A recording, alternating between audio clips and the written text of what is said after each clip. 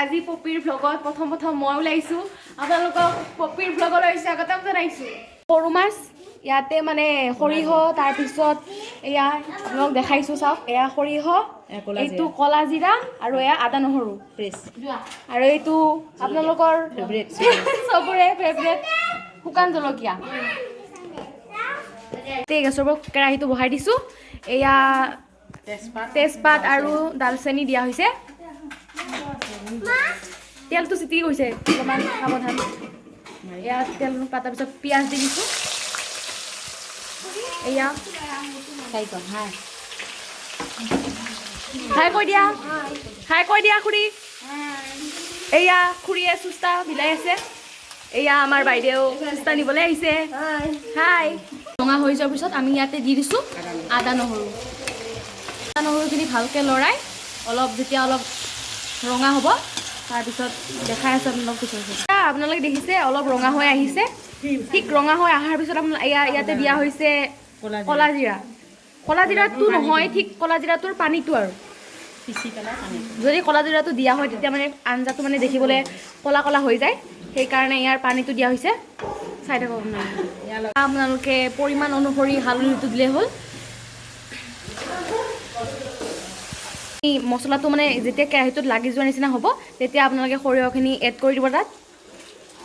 তাৰপিছত ভালকৈ লৰাই এয়া আমাৰ সৰিয়হটো গলিবৰ কাৰণে কেৰাহীত লৰাই থাকিলেই হ'ল। ৰান্ধনীজনী অলপ গৈছে, ইয়াতে ময়ো অলপ হোৱা আঞ্জাত নিমখ দি দিছোঁ। এয়া এই শুকান জলকীয়াখিনি ইয়াতে এড কৰি দিছোঁ। শুকান জলকীয়া পেষ্ট আপোনালোকে গম পাবই যেতিয়া মানে সৰিয়হখিনি অলপমান মানে ভাজি ল'ব আৰু তাৰপাছত আপোনালোকে শুকান জলকীয়াখিনি দি দিব। অনুসৰি ইয়াতে নিমখ দিব। নিমখ দি ভালকৈ এবাৰ লৰাই দিব। মছলাটো যেতিয়া অকণমান মানে গ্ৰেভি টাইপ হ'ব, এইটো হৈছে বাৰু গ্ৰেভি, তথাপিও মানে যেতিয়া অলপমান মানে বেছি মানে ভাল হ'ব গম পাবই নহয় আপোনালোকে চালে। তেতিয়া মানে এতিয়া এইখিনি বস্তু মানে ভাজি থাকিব লাগিব আৰু চাই থাকক। ঠিক ভাজি হোৱাৰ লগে লগে আপোনালোকে পানী দি দিব।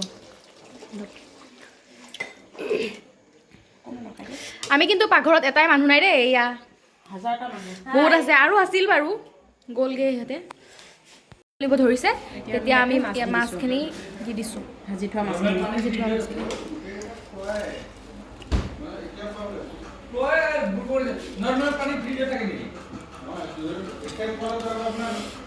আৰু যেতিয়া এইখিনি ধৰক উতলি আহিব তেতিয়া মানে মাছটোৰ ভিতৰত সোমাই যাব। আঞ্জাটো হৈ আহি আছে, সেইকাৰণে আমি তাৰ ওপৰত ধনিয়া পাত ছিটাই দিছোঁ। গেছটো তাৰপিছত গোটেইখিনি দেখাই দিম। আমি এতিয়া আঞ্জাত অকণমান ওপৰত ধনিয়া পাত ছিটাই দিছোঁ। গেছৰ হৈ গ'ল স্পেচিয়েল ৰেচিপি।